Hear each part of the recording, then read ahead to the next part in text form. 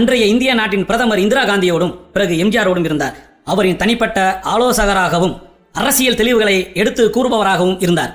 தமிழக வரலாற்றில் 1981 பிப்ரவரி மாதம் 19 மீனாட்சிபுரத்தில் நடந்த மதமாற்ற நிகழ்வு, அதைத் தொடர்ந்து 1982 ஆண்டு நடைபெற்ற பிப்ரவரி மார்ச் மாதங்களில் நடந்த மண்டைக்காடு கலவரம். அன்றைய காலகட்டத்தில் RSSின் துணை அமைப்பாக இந்து முன்னணி தமிழகத்தில் தன்னுடைய கால் ஊன்றியது. அதனை தமிழக தலைவர்கள் அனைவரும் எதிர்த்தார்கள்.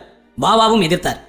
ஆனால் அன்றைய முதல்வர் எம்ஜிஆரோ முஸ்லீம்களுக்கென்ன முஸ்லீம் லீக் இருக்கும்போது இந்துக்களுக்கென்ன RSSின் இன்னொரு வடிவமான இந்து முன்னணி இருப்பதில் என்ன தவறு என கேட்ட எம்ஜிஆரிடமிருந்து விளங்கினார் பழனி பாபா. அதை ஊர்வலம் விட்டு என்ன சொன்னா எம்ஜிஆர்? இந்துக்களுக்கு முஸ்லீம்களுக்கு முஸ்லீம் லீக் உள்ளவரை இந்துக்களுக்கு இந்து முன்னணி தேவைன்னு சொல்லி கொடியை கொடுத்தான் 1980. நினைப்பு இருக்காத்தா?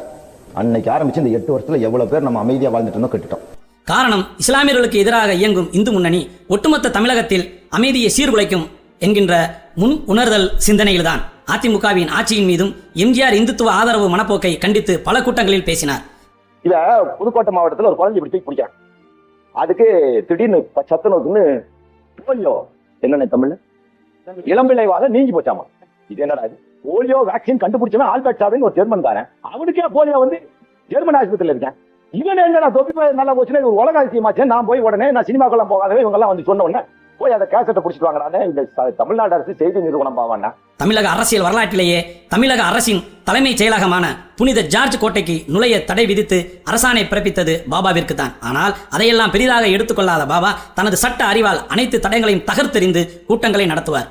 பாபாவிற்கும் எம்ஜிஆருக்கும் இடையில் நடந்த முரண்பாட்டு போரை கவனித்த முன்னாள் முதல்வர் கருணாநிதி எம்ஜிஆரை எதிர்க்க பாபாவை நன்றாக பயன்படுத்திக் கொண்டார். திமுகவின் அறிவிக்கப்படாத பேச்சாளராக வலம் வந்தார் பழனி பாபா. ஹரிஜன், வன்னியன், முஸ்லீம் இந்த 3 ஜாதியை வெட்டி விட்டுட்டா கலைஞர் இந்த 12 லட்சம் பேரை வச்சுக்கிட்டு ஒன்றும் பண்ண முடியாதுன்னு பார்த்தா.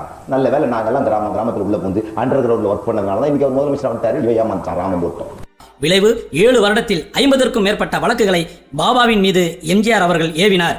நன்றாக பழனி பாபாவை பயன்படுத்தி ஆட்சிக்கு வந்த கருணாநிதி அவர்கள் எம்ஜிஆர் அவர்கள் பாபாவின் கூட்டங்களுக்குத்தான் தடை விதித்தார். ஆனால் கருணாநிதி அவர்களோ பாபாவின் கூட்டத்திற்கு தடை விதித்ததோடு பாபாவை கைது செய்து தேசிய பாதுகாப்பு சட்டத்தில் அடைத்தார்.